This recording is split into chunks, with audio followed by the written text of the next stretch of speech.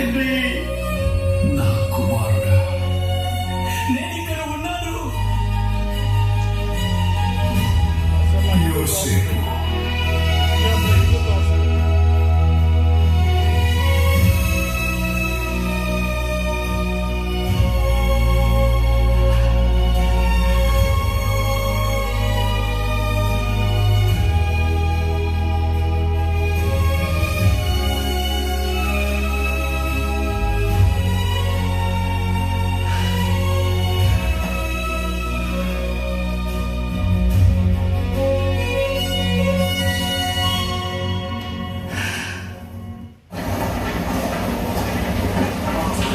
తండ్రి,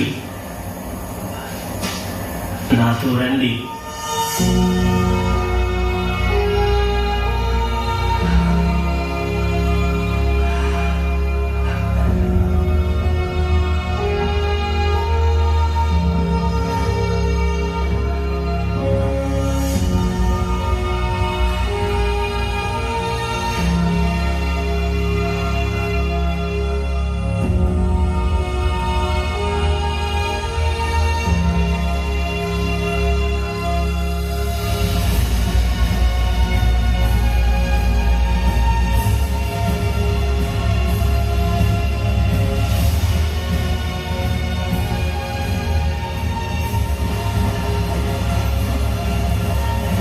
యాకోబు కరువు కాటకాల దేశాన్ని విడిచి వచ్చాడు.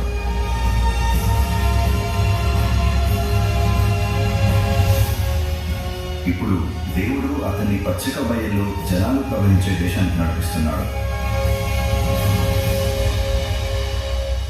యోసేపు, ఇది ఏ దేశం?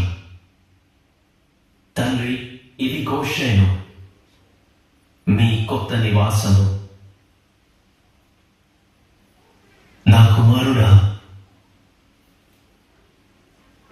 భిన్నంగా కనిపిస్తున్నా, కానీ ఇప్పటికీ అంతే అందంగా ఉన్నా.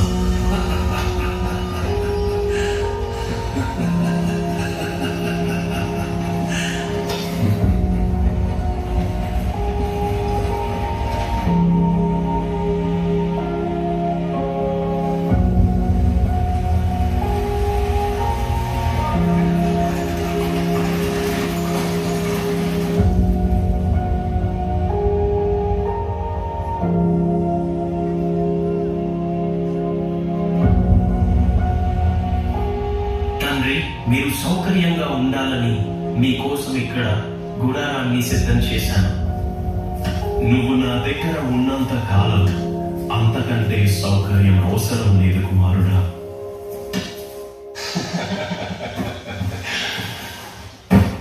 ప్రభు, మీ పాదాలపై ప్రయాణపు దుమ్ముని కడగడానికి అనుమతించండి.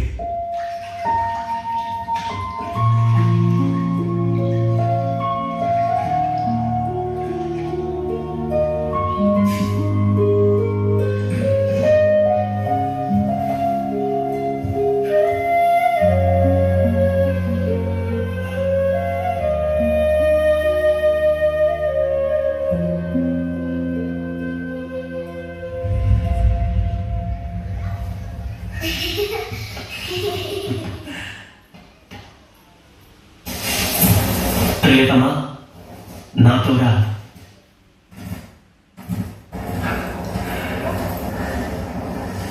తండ్రి, ఈమె అసేనతు, నా భార్య, ఫరో నాకు ఇచ్చిన భార్య. వీరు మీ మనవళ్ళు మనష్షే మరియు ఎఫ్రాయిము. 22 సంవత్సరాల తరువాత యాకోబు తన కుమారుడు యోసేపును మాత్రమే కాదు, తన మనవులను కూడా మొదటిసారి చూస్తున్నాడు.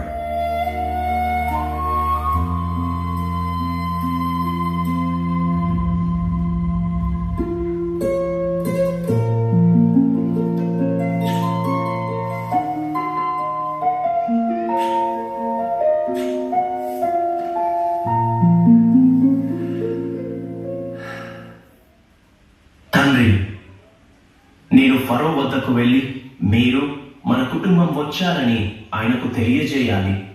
వెళ్ళు నా కుమారుడా, దేవుడు నీతో ఉండుగాక. ఫరో ఎదుట ఆయన నిన్ను దీవించునుగాక.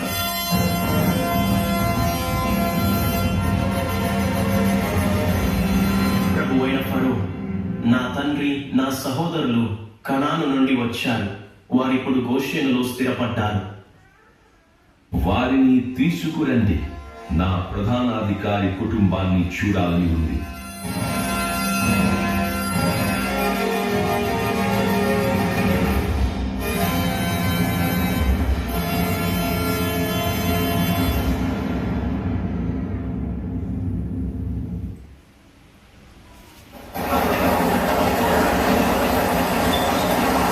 ఫరో మిమ్మల్ని పిలిచి మీ వృత్తి గురించి అడిగితే నిజమే చెప్పండి. మేము గొర్రెల కాపరులమని చెప్పండి.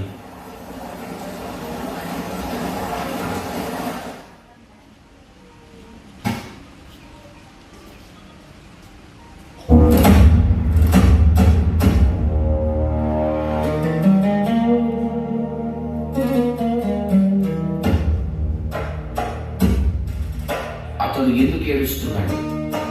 ఇదే దేశంలో ఒకప్పుడు నేను సంఖ్యలతో లాగబడ్డాను.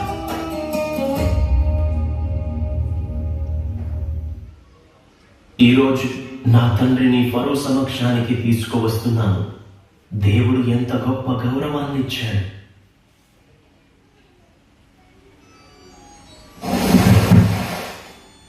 యాకోబు ఇలాంటి కుమారుణ్ణి కన్నందుకు కృతజ్ఞతలు.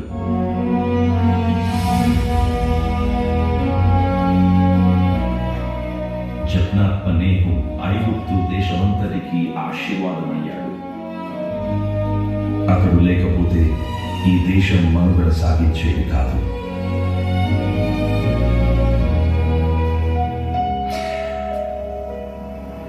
మహిమ అంతా దేవునిదే ప్రభు.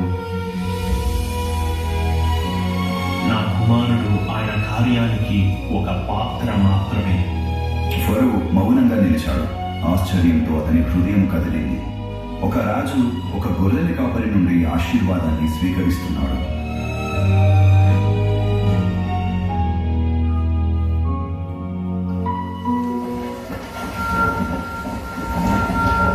ఒకప్పుడు యాకోబు కుటుంబం సవాళ్ళు, కష్టాలు, అనిశ్చితి మధ్య నడిచింది.